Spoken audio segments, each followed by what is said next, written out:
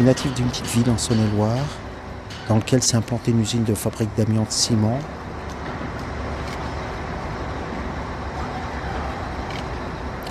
Et cette usine a embauché donc tous les gars vaillants des communes alentours. C'est un des principaux employeurs de la région, et ça l'est encore. Et donc, ils brassaient l'amiante consciencieusement, matin, midi et soir, la nuit, les 3-8, tout le temps, l'usine, sans précaution particulière.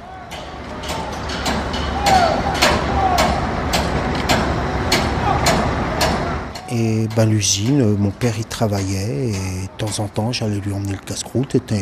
C'était l'usine, quoi, c'était comme ça.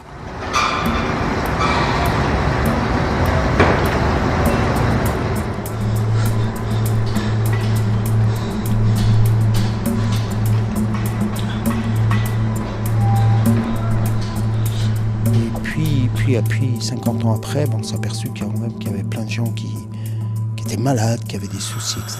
Et puis le scandale de l'amiante est arrivé, même s'il y avait des soupçons comme quoi c'était dangereux, les gens savaient quand même que c'était dangereux. Mais bon, c'était le boulot, quoi. Il fallait assurer le quotidien. Donc vaille que vaille, hein, un peu comme les mineurs qui savaient également que quand on descendait au fond de la mine, on risquait concrètement sa vie, que c'était dangereux pour la santé, les poussières, etc. Comme en Syrie également, de nos jours encore. Et donc, la plupart des gens qui ont travaillé là-dedans sont soit décédés, ou alors sont très malades.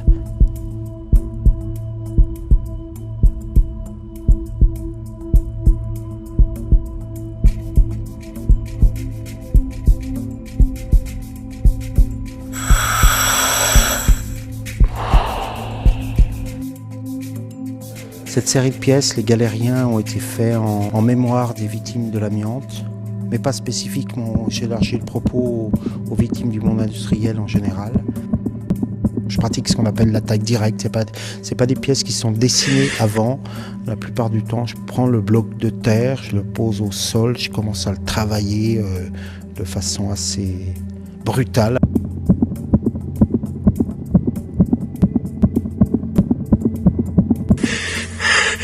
C'est des pièces en terre pleine.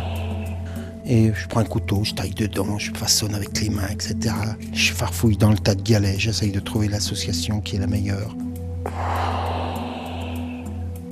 J'aime bien retrouver cette histoire, cette espèce de force qu'on peut retrouver comme ça dans des formes extrêmement brutes, dans des textures, dans des couleurs. Je suis très inspiré par les arts premiers, par l'art africain, amérindien, etc. Également par les sculpteurs modernes, Brancusi, Henri More, Giacometti, enfin bref, tout un tas de sculpteurs, Picasso, etc., que j'apprécie leur boulot. Et moi, je faisais tout bêtement ce travail en associant donc des galets. Et puis j'appelais ça les galériens, un petit peu par association d'idées un peu facile.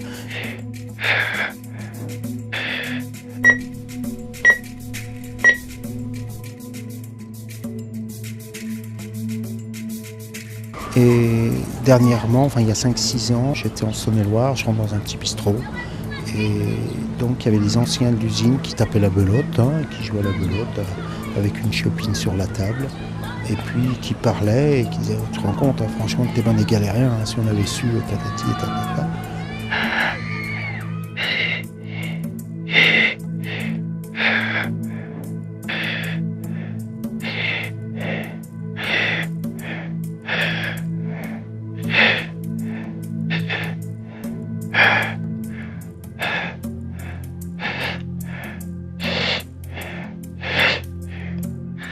Ensuite, j'emmène ça à cuire dans une briqueterie.